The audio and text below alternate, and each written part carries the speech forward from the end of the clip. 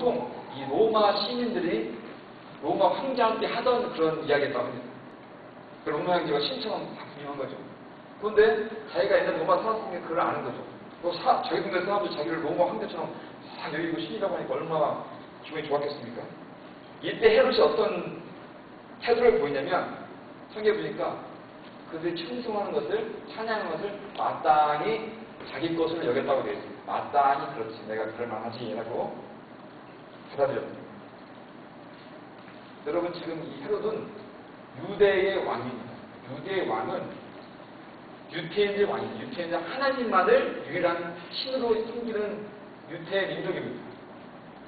근데 그런 유대 민족을 다스리는 왕이 자기가 하나님이라는 소리를 듣고 우쭐해지고 그것을 당연히 여긴 것입니다. 이때 하나님의 진노가 싹 임합니다. 하나님 머리 임하는데 어떻게 됩니까?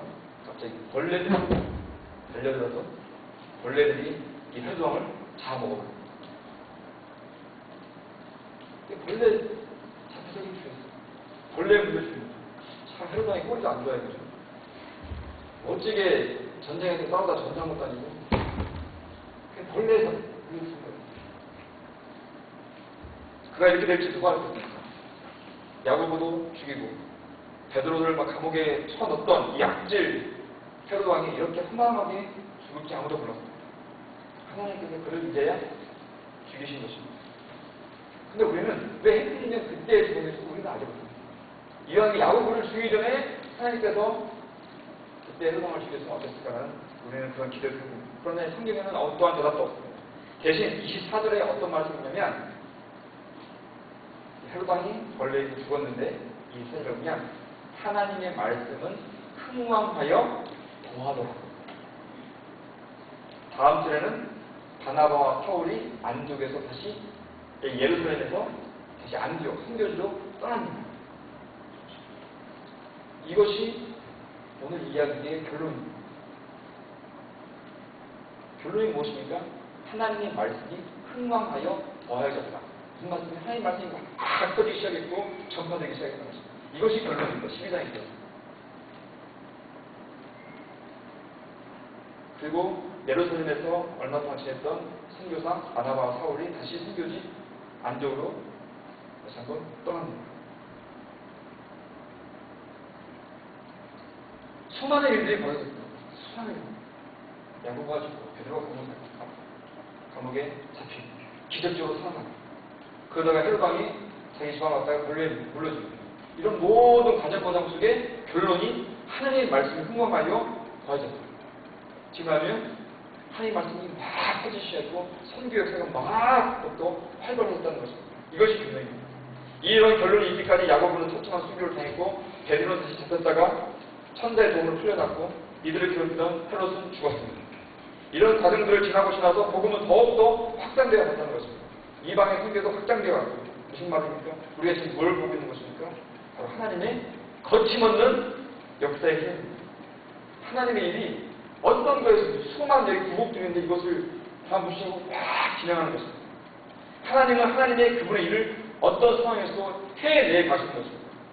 도저히 우리가 설명할 수 없는 어렵고 해결할 수 없는 사건들이 쭉 있는데도 불구하고 그런 것을 무시해서 하나님의 일을 막 진행되는 것입니다.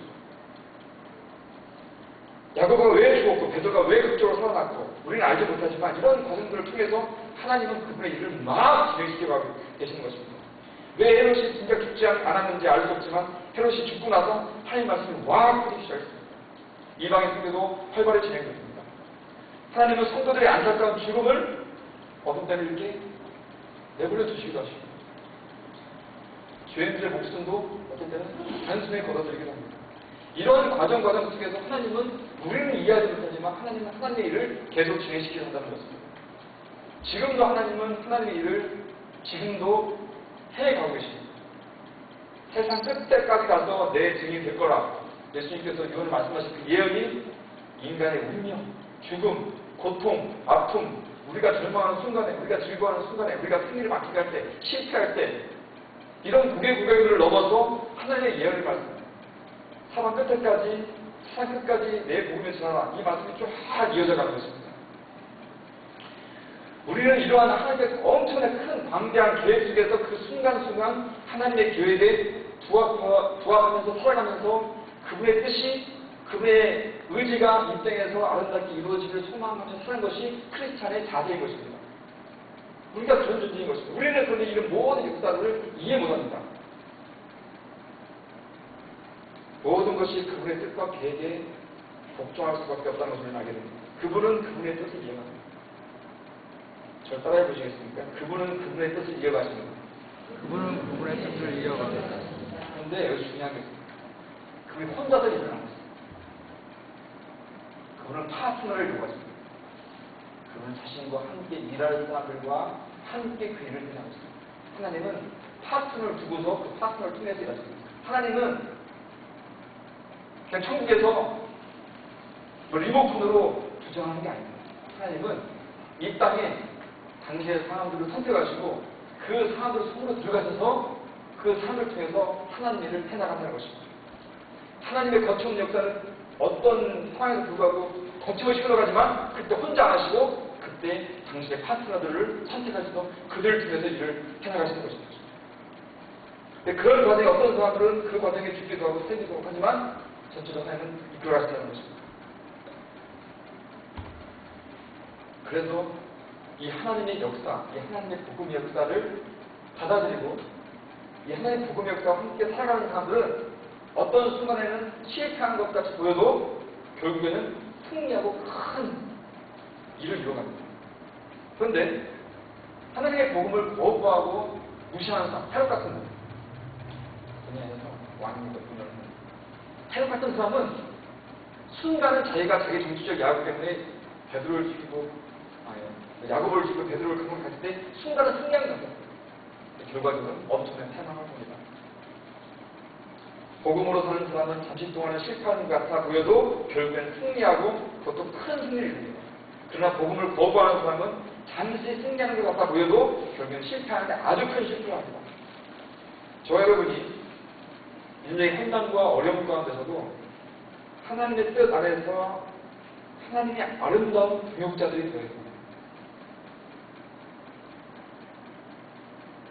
옛날 시골에서 살 때 틀을 나눠서 싸움을 하거든요. 연탄틀을 집어 던진다거나 눈속에 돌을 집어넣고 던진다거나 싸움을 하는데 내가 어떤 틀에 갔으면 잘 보고 가야 됩니다. 이렇게 대장되는 사람이 좀 쓸만한 대로 이렇게 들어가야 나도 그 사람 어떻게 좀 승리하지 삐리리 하는 사람 들어가면 삐리리해집니다. 내 대장에 승리하면 나도 동달아 승리하는 거고 내 대장에 실패하면 나도 동달아 실패합니다. 여러분의 대장은 누구십니까? 여러분 대장은 누구십니까? 특별히 하나님은 이 복음을 가지고 일을 하시는데 복음을 나 자신 속에서도 이 복음을 이루어가도록 원하시고 내 가족, 내 자녀, 내 친지, 내 이웃한테 이 복음이 적용되도록 하는 일에 하나님께서는 온 신경을 다 쓰시는 것입니다. 내가 그 일에 동참하면 하나님의 파트너가 되는 것입니다. 하나님의 파트너. 내가 복음대로 사는 일에 하나님께서 나를 고치는데 하나님은 나를 파트너로 세우신 것입니다. 하나님 나를 바깥에서 이렇게 고치신 게 아니라 내 의지와 내 뜻과 내 삶을 하나님께서 붙잡으시고 나와 함께 나를 만들어 가시는 것입니다.